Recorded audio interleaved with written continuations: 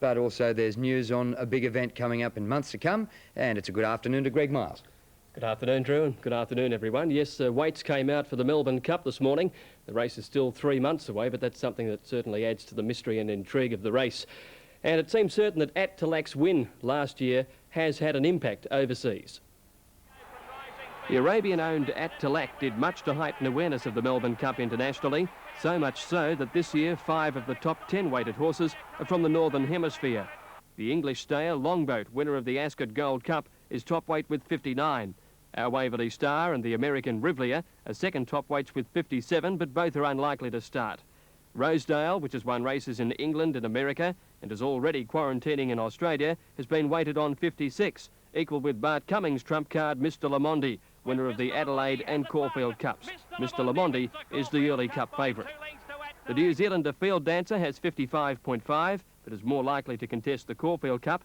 Major Drive is John Ma's ace. The Sydney Cup winner has 55.5, one more than he carried to beat the top 3-year-old Mayo card in Sydney. Rising Fear, who went so close last year, has been given a lift of 1.5 to 54.5.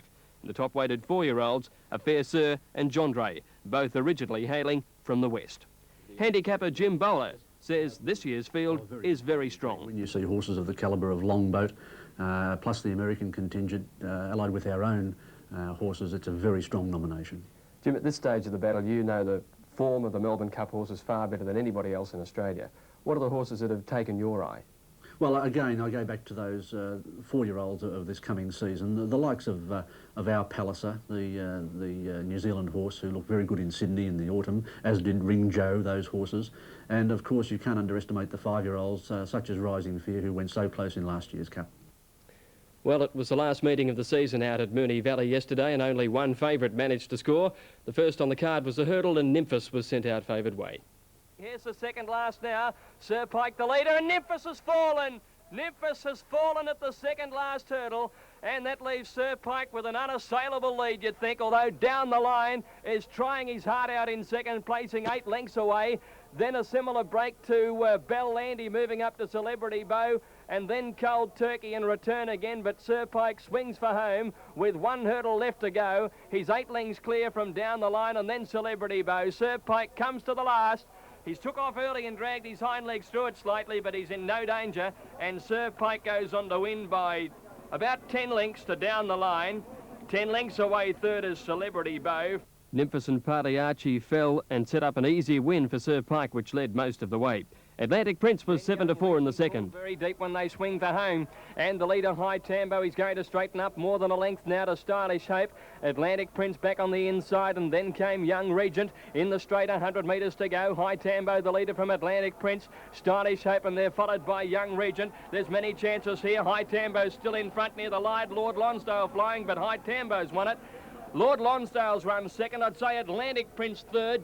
High Tambo at 50-1, the bolter of the day, defeating Lord Lonsdale, and Young Regent got third in a photo. Civic Hope well back to the next. A length further back in the field, Glen Torren lets twist again. Bold Spot, I think he could give him away, followed by Suave Sovereign Allure, and then Regal Galaxy. They swing for home. Civic Hope on the inside, about a neck to Something Stunning. 2 lengths then to New Orange, followed by World Famous and Glen Torren, and then Suave Sovereign, but Civic Hope dropped Something Stunning at the turn. New Orange got to third from World Famous, Glen Torren and Suave Sovereign, but the money was right because this is Smart Civic Hope. He's coming right away in the straight and will win by about 5 lengths. Civic Hope easily. New Orange gets second. Something Stunning third. Civic Hope was 7-2 to run 2-1 and was well supported and well ridden by Gary Murphy. Something Stunning, I don't think, is far away from a win. The big one, the Hiskin Steeple. The second of the double, past the baton, has taken the lead, but he's fallen. Got half length and he fell.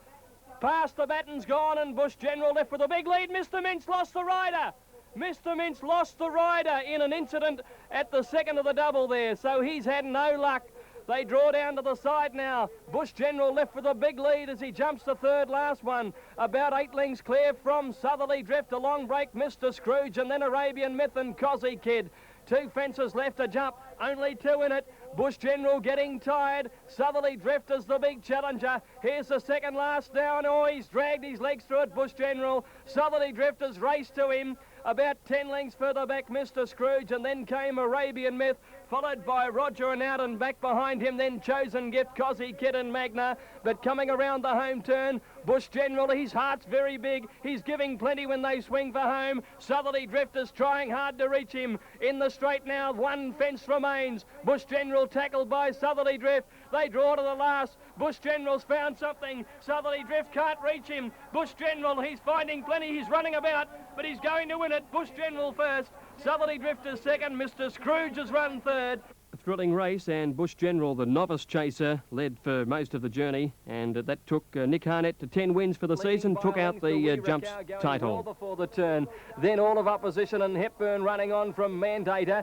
Further back is Ski Boots and then Land Army. Swinging around the turn, there's 250 metres to go. Arato on the outside and Bengal Charger leading by a length and a half to We Rakau. All of opposition and Hepburn. Arato's put its nose in front, but Bengal Charger won't give in. He's fighting back. We Rakau coming at them, 3 wide. It's 3 in line. Arato grabbed by We Rakau. Bengal Charger still there. Arato has his nose in front and Arato's won it from We Rakau, and Bengal Charger close up third. A short half-head win to the 25 to 1 shot. Arato ridden by Wayne Trelaw, who broke a run of 70 outs in the city. Another 25 to 1 shot in the first leg of the double. In fact, was the first one to begin from Mum's Pride, our Avon's Gold, Chisango, Burano, and going quickly Kingston Lane on the outside when they settled into stride now, and racing past the 1,000-metre mark. Kingston Lane went to the lead from Quiet Sensation. Good Old Days moving to third from our Avon's Gold. Chisango, Braquilo, Mum's Pride, Burano, then Asher Star.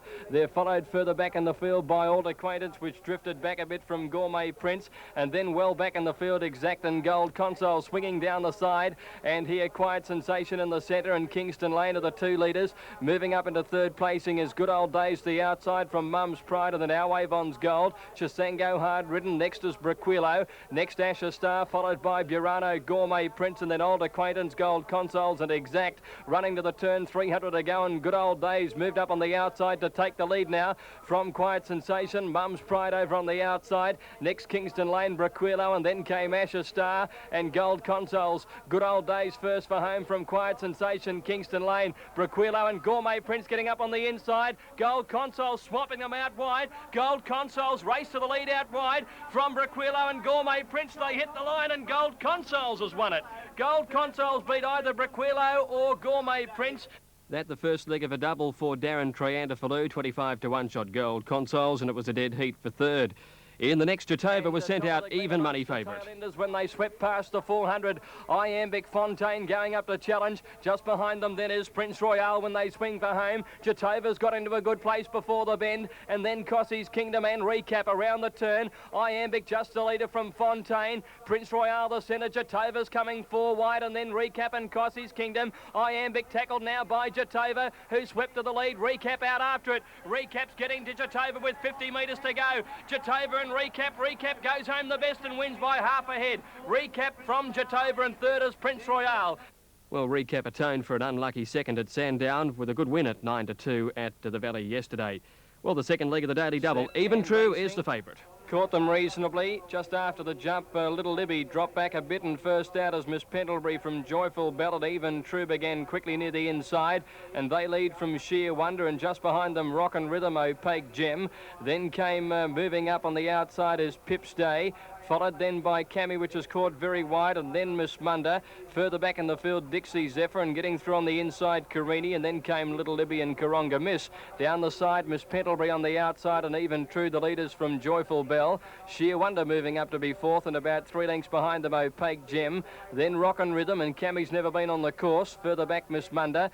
Then came Carini over on the inside from Little Libby, and further back in the field, Karonga Miss, Pip's Day, and then Dixie Zephyr and Adrenalina dropped out to be last when they swept to the turn. 350 to go, and Even True the leader. Sheer Wonder hard ridden went out to challenge. Miss Pendlebury's put up the white flag, and they're followed then by Cammy circling the outside, and further back is Joyful Bell, but for home they run, and now Even True's kicked away with a lead of about 2.5 to Cammy. Then Sheer Wonder followed by Joyful Bell. Even True hands and heels holding them with about 50 metres to go. Cammy's trying hard with Joyful Bell. Even True is going on the win though. Even True from Cammy, and third is Joyful Bell. She's a pretty smart mare, and that took her record to 8 wins from only 15 starts and reduced Darren Triantafilou's claim down to 1.5 kilos. Michael Clark, a lovely ride in the last race of the season.